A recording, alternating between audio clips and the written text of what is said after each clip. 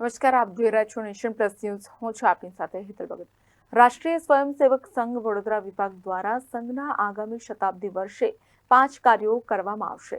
સામાજિક સમરસતા, નાગરિક કર્તવ્ય બોધ, સ્વદેશી, પર્યાવરણ આ 5 બિંદુ પર સંઘ કાર્ય કરશે.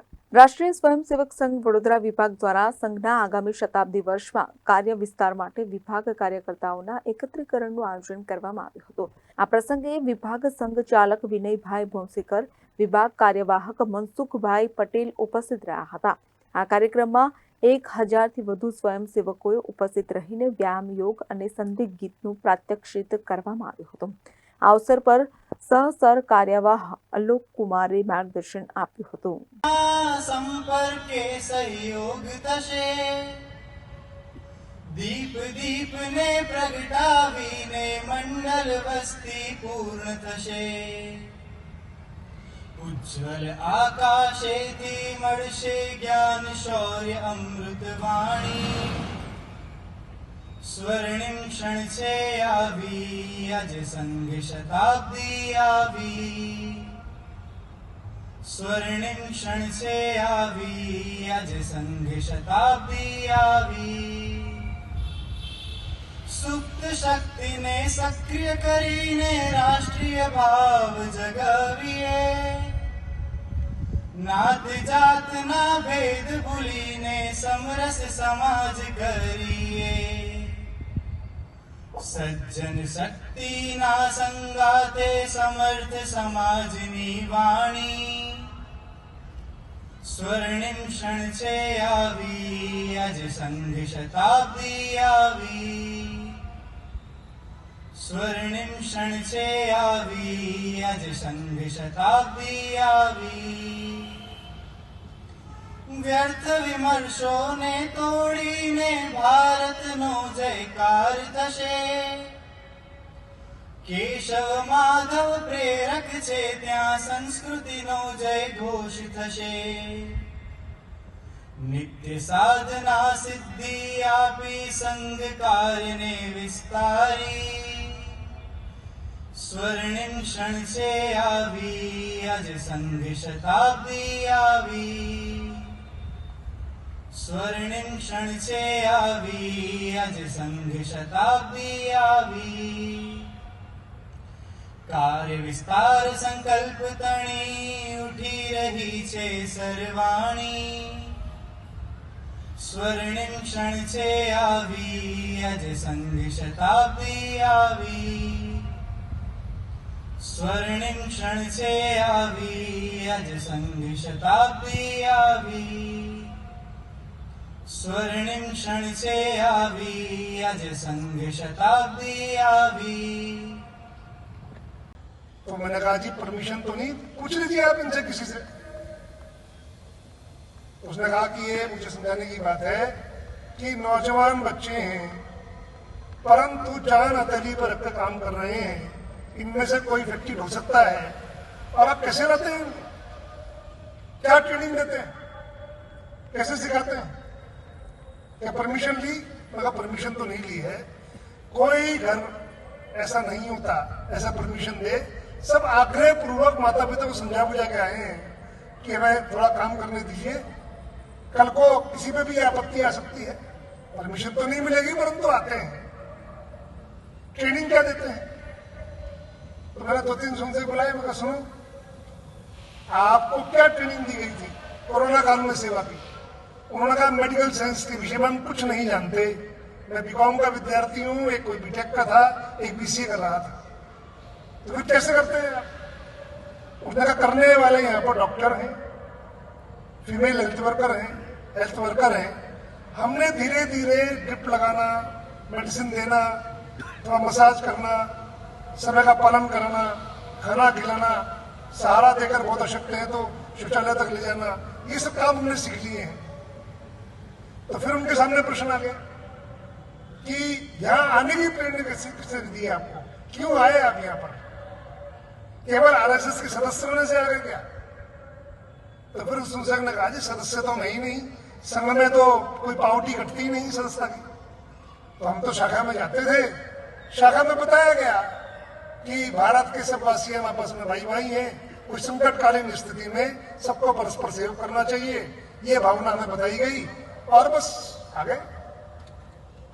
बोला मैं नहीं मानता आपकी बात को, आप या तो आप झूठ बोल रहे हैं या मेरी समझ में नहीं आ रहा है। मैं समझ नहीं सकता कि कोरोना के इस भीषण काल में सब लोग घरों में दुबके हुए हैं, अपने आप लोग नौजवान बच्चे अपनी जान हथेली पे लेके काम कर रहे हैं और कह रहे हैं कि वो शाखा में जाते हैं, खेलने जाते हैं और खेल खेल में हम ये काम करने के लिए आ गए। मैं नहीं समझ पा रहा हूँ। हम वो संस्था में काम करते थे, हम बहुत सारे भाषण करते हैं, बहुत सारी प्रेरक घटनाएं सुनाते हैं, बहुत सारी मोटिवेशनल स्पीचेस देते हैं, तब भी 4 आदमी नहीं आते हैं। आपकी तरह की शाखा में जाने के बाद कैसे जाते हैं इतने लोग? तो अंत में उन्हें कहना पड़ा कि देखिए ऐसा है, ये ऐसा ही है कि तैरने का सिद्धांत आप जान रहे हो किताबों में और पानी में कूदे नहीं तो तैरना कभी भी नहीं आएगा। आपको ये भावना समझनी है तो संघ की शाखा में ही आना हो, इसके अलावा कोई चारा नहीं। हम जुबान से आपको नहीं समझा सकते, हम मुंह से आपको नहीं समझा सकते। तो यह आश्चर्य संघ की शाखा का है।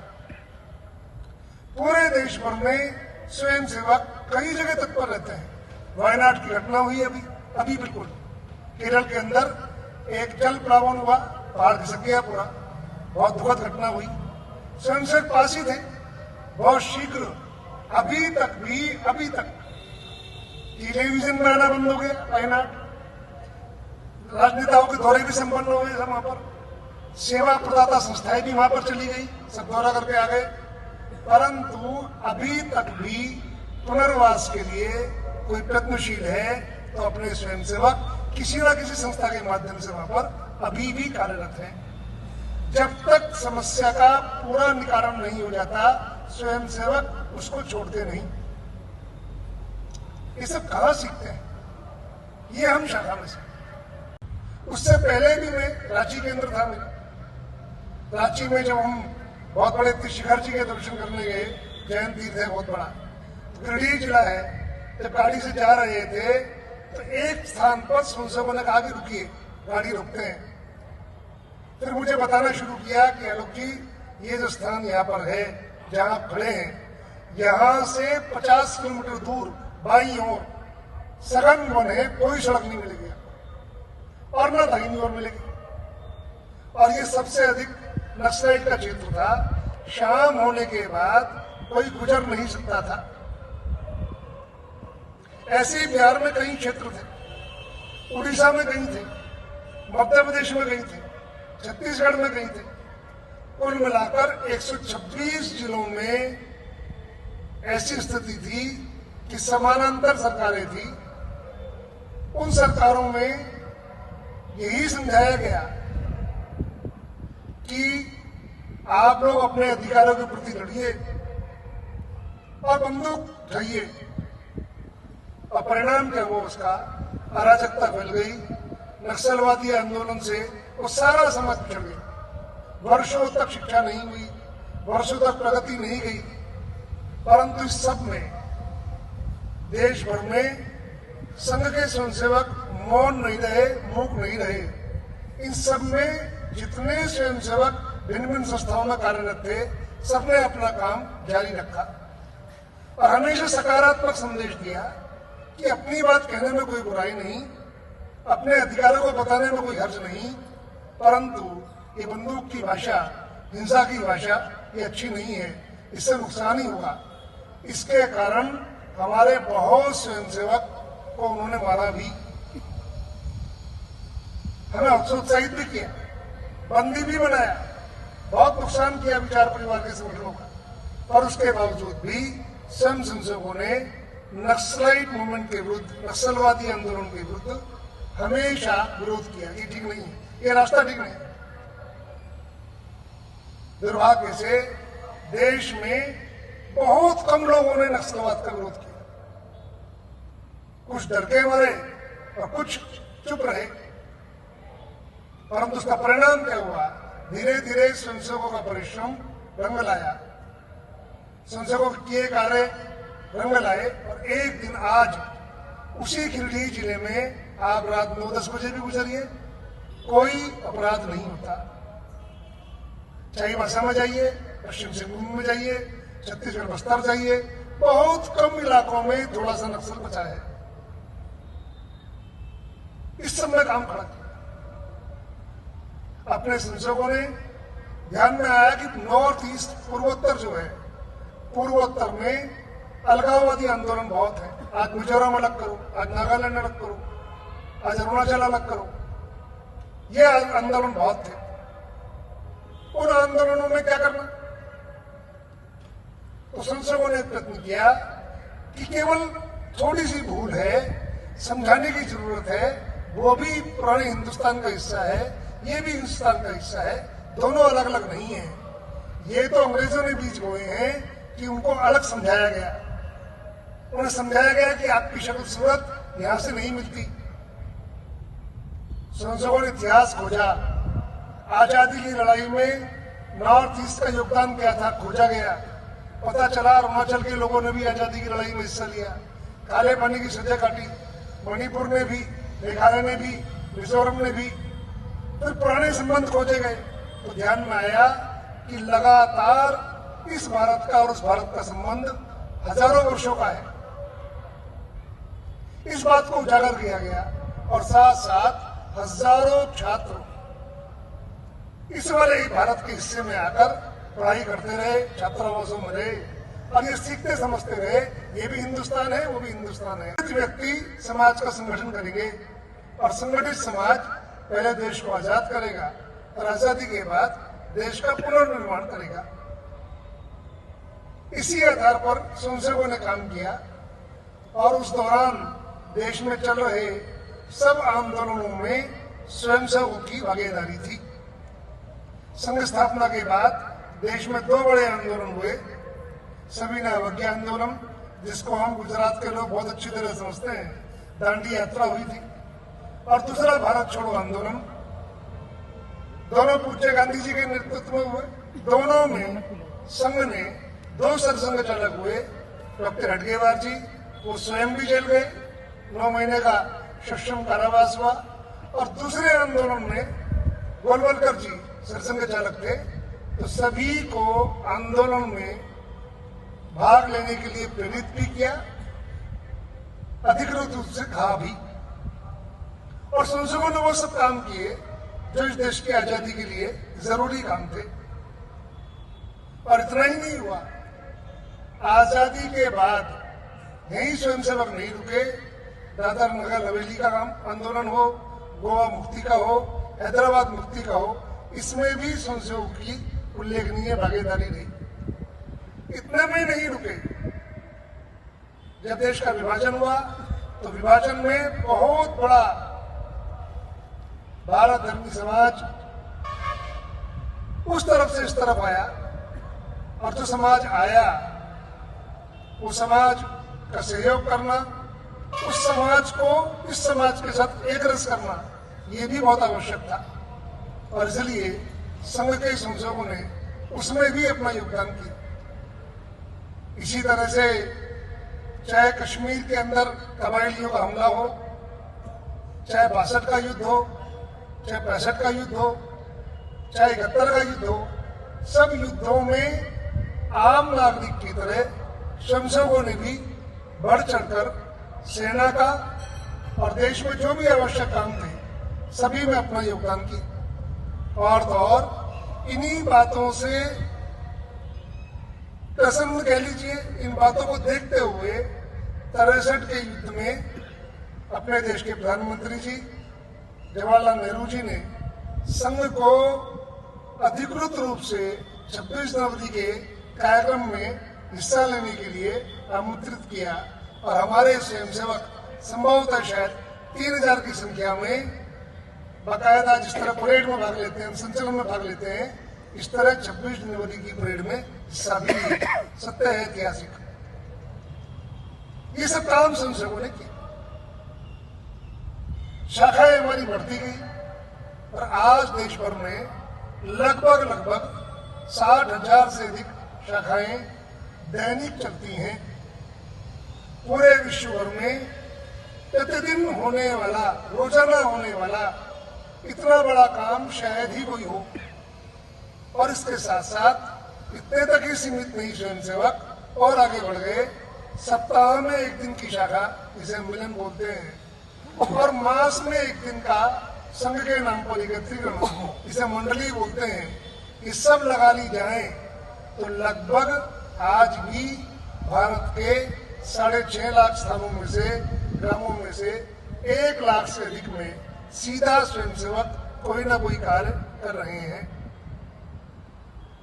इतना बड़ा व्याप्त, और इतना ही नहीं, देश के अंदर देश की एकता और अखंडता को कोई भी नुकसान हो तो संघ का स्वयंसेवक उसके विरुद्ध पूरे दम और तैयारी से खड़ा रहता है। मैं आजकल जहां रहता हूं वो पटना मेरा केंद्र है। पटना जब मुझे घुमाना शुरू किया गया तो बताया गया कि जहां आप गुजर, और जाकर ये जागृति फैलाई, और इसका परिणाम ये हुआ कि जहां रोज आंदोलन होते थे, रोज हमें अलग करो भारत से, भारत का ध्वजा लगाने पर मनाही थी, असम जैसे राज्य में भी, गुवाहाटी जैसे राज्य में भी 1989 में 15 अगस्त के दिन ध्वजारोहण पर उल्फा ने प्रतिबंध लगा दिया, कोई झंडा नहीं लगाएगा तिरंगा। परंतु इस सब में हम आप जैसे स्वयंसेवकों ने साहस नहीं छोड़ा, बंदूकों से डरे नहीं, और तब भी स्वयंसेवक ने नगर पालिका भवन पर राष्ट्रीय ध्वज फहराकर ही माने। और इन सब प्रयत्नों का परिणाम ये हुआ, जो छात्र यहाँ से पढ़कर गए उन सब ने वहां पर आम जन को धीरे धीरे समझाया कि ये बहकावे के कारण ऐसा हुआ है, वो भी हिंदुस्तान है, ये भी हिंदुस्तान है, सब भारत एक ही है, हम सब एक ही पूर्वजों की संतानें हैं, हम अलग नहीं हैं। और धीरे धीरे आज स्थिति ये है कि नॉर्थ ईस्ट के लगभग 1-2 राज्यों को छोड़कर असहज स्थिति है, पर अलगाववादी आंदोलन नहीं है। और आजादी के अमृत महोत्सव पर जितनी तिरंगे की ध्वजाएं इस भारत में लगी, उससे कम असम, उससे कम अरुणाचल, मेघालय, मिजोरम में भी नहीं लगी, उस समय वही था। तो स्वयंसेवकों ने लगातार कोशिश रखी कि देश की एकता और अखंडता पर कोई समझौता नहीं, कोई नहीं खड़ा होगा, हम खड़े होंगे इसके विरुद्ध। नक्सलवाद के विरुद्ध कोई नहीं खड़ा तो हम खड़े, नॉर्थ ईस्ट में अलगाव के विरुद्ध कोई नहीं खड़ा तो हम खड़े। इसी तरह से जम्मू कश्मीर में भी जिस दिन धारा 370 लागू हुई, उसी दिन उसका विरोध पहला आदरणीय प्रेमचंद डोगरा जी, जो वहां के माननीय संघ चालक थे, उन्होंने कहा कि मैं संघ चालक हूं, अब संघ चालक नहीं रहूंगा, मैं इस धारा 370 का संघ के स्वयंसेवक के नाते विरोध करूंगा। प्रजा परिषद का संगठन बनाया और लगातार वर्षों तक पूरे देश को समझाया कि ये धारा अंततः भारत के उस कश्मीर वाले हिस्से को अलग करने का षड्यंत्र है। और धीरे धीरे वर्षों के प्रयत्न के बाद, कितने बलिदानों के बाद, कितने संघर्षों के बाद वो भी हुआ, संसदों का प्रयत्न है। ऐसे देश भर में राष्ट्रीय एकता को जब जब खतरा हुआ, अखंडता को जब जब खतरा हुआ, संसदों ने अपना योगदान किया। ये सब कहां सीखा? संघ की शाखा में सीखा। कोई ट्रेनिंग थी क्या? नहीं, कोई ट्रेनिंग थी। कोरोना काल आया, कोरोना में जैसा गाजियाबाद में बताया, तो गाजियाबाद में हमने सरस्वती शिशु मंदिर में स्वयंसेवकों ने एक क्वारंटाइन सेंटर बनाया। उस सेंटर पर बहुत भीषणता थी, आपको मालूम है सबको, कोरोना काल में। तो एक मैं जैसे ही पहुंचा, 2-3 लोग हम साथ थे, सेंटर में पहुंचे, मास्क वगैरह हमने लगाए हुए थे, तो एक बुजुर्ग व्यक्ति आए, थोड़ा 70 वर्ष के आयु के होंगे, बोले सबसे जिम्मेदार आदमी कौन है इसमें? सभी जिम्मेदार है हमारे स्वयंसेवक। अधिकारी कौन है आपका? तो मेरी और इशारा किया कि इनसे बात कीजिए। मेरे पास आए, आपसे बात करनी है, दूरी बना के बात कर रहे थे। मैं कहा जी बताइए आप क्या कहना है। तो उन्होंने कहा कि मेरा बेटा मरने की स्थिति में था, उसे यहाँ भर्ती कराया गया, मैं आज ले जा रहा हूँ स्वस्थ, तो एक तो धन्यवाद करना था।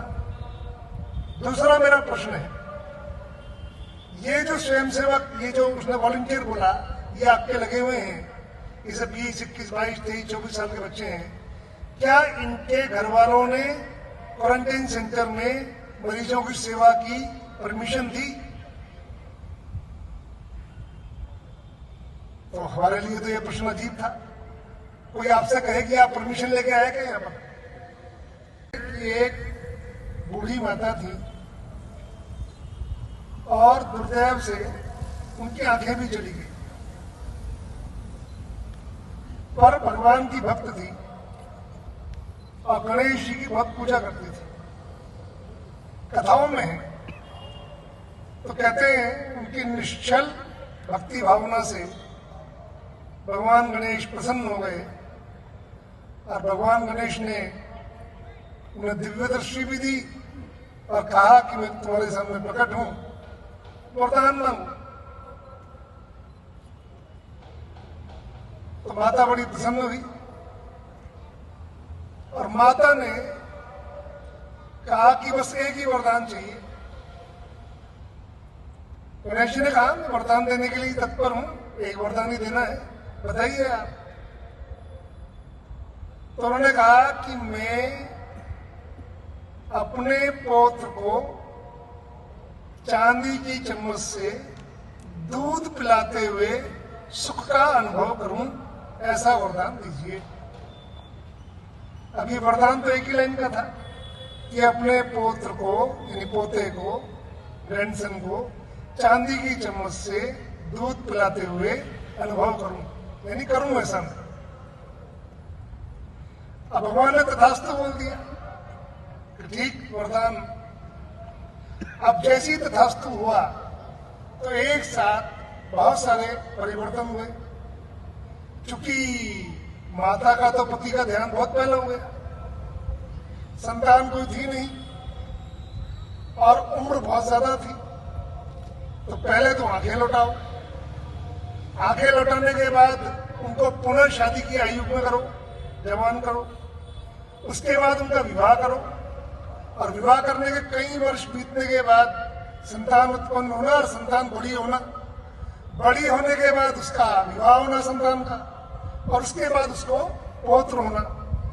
और चूंकि चांदी की चम्मच से दूध पिलाना है तो स्वाभाविक है घर में संपूर्णता चाहिए।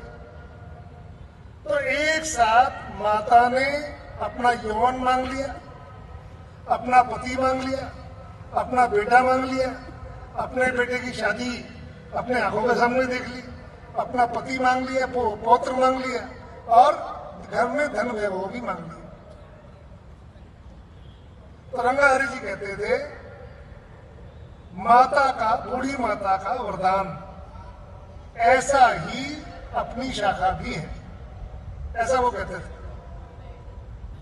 एक स्थान पर शाखा लगती है, शाखा में खेल खेल में लोग भागीदारी करने आते हैं, पर खेल खेल में ही वो अनुशासन सीख जाते हैं, खेल खेल में ही देशभक्ति की भावना आ जाती है, निजी और राष्ट्रीय जीवन अच्छा हो जाता है, हिंदुत्व के प्रति आस्थावान, निष्ठावान हो जाते हैं, समाज के प्रति कार्य करने वाले हो जाते हैं, हमेशा सकारात्मक सोचने वाले हो जाते हैं। और इतना ही नहीं होता, जिस बस्ती में, गांव में शाखा लगती है वहां भी परिवर्तन होता है। भले ही शाखा में सब लोग ना आ रहे हों, परंतु हमारे स्वयंसेवकों का संपर्क सभी लोगों से रहता है। उनके अंदर भी हम इन्हीं भावनाओं का प्रसार करते हैं और धीरे धीरे वो बस्ती अथवा गांव संग में हो जाता है, कोई खर्च नहीं आता। ये ऐसा ही है जैसे बूढ़ी माता ने वरदान मांगा।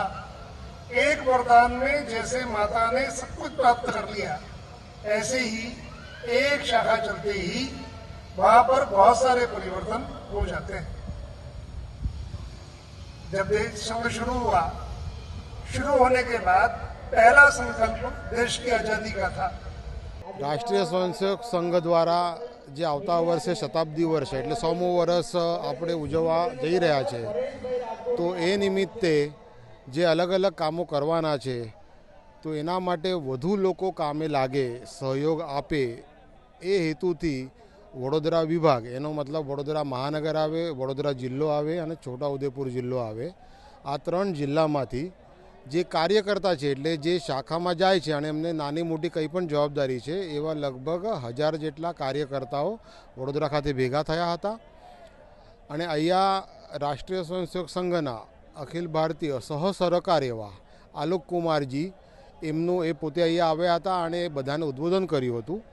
એની અંદર જે સમાજની અંદર 5 પરિવર્તનની વાતો કરી હતી, જેવી કે કુટુંબ પ્રબોધન છે, સામાજિક સમરસતા છે, સ્વદેશી છે અને નાગરિકતા જાગૃતિ છે અને કુટુંબ પ્રબોધન, આવા 5 પ્રકારના કાર્યક્રમો આવતા વર્ષ દરમિયાન કરવાના છે. તો એ કેવી રીતે કરવા જોઈએ, એના માટેની શું સિદ્ધતા જોઈએ, કેટલા વધુ લોકો જોઈશે આ બધું કામ કરવા માટે, તો આ બધું કરવાથી સમાજની અંદર જાગૃતિ આવશે, સુખ સંપન્નતા આવશે અને પોતે આનંદમય જીવન જીવશે, આવો એક વિચાર એમને પ્રત્યક્ષ બધા સમક્ષ મૂક્યો હતો. અલોક કુમારે જણાવ્યું હતું કે શતાબ્દી વર્ષમાં સેંકડો સ્વયંસેવક રાષ્ટ્ર સેવા, સમરસ સમાજ અને હિન્દુત્વનિષ્ઠ થઈ કાર્ય કરી રહ્યા છે. આ કાર્યની દરેક વસ્તી અને મંડળ સુધી પહોંચવાનું છે. કેવળ સંખ્યા વૃદ્ધિ નહીં, પણ સમાજના પ્રત્યેક આયુર્વર્ગ, પ્રત્યેક જાતિ વર્ગ બધા જ આ કાર્યમાં લાગે. સંઘ સમાજમાં અલગ સંગઠન નથી, પરંતુ સંપૂર્ણ સમાજનું સંગઠન છે. સંઘ 101મા વર્ષમાં સમાજમાં 5 કાર્ય કરવા જઈ રહ્યું છે. સામાજિક સમરસતા, નાગરિક કર્તવ્યબોધ, સ્વદેશી, પર્યાવરણ, આ 5 બિંદુ પર સંઘ કાર્ય કરશે. કેમેરામેન નવનીત પ્રમણે સાથે સત્યમ નેવાશકર, નેશન પ્લસ ન્યૂઝ, વડોદરા. સમાચારોના સતત અપડેટ મેળવવા માટે અમારી નેશન પ્લસ ન્યૂઝની યુટ્યુબ ચેનલને સબસ્ક્રાઇબ કરો, બેલ આઇકન દબાવો અને જોડાયેલા રહો ફેસબુક, ઇન્સ્ટાગ્રામ અને ટ્વિટર પર.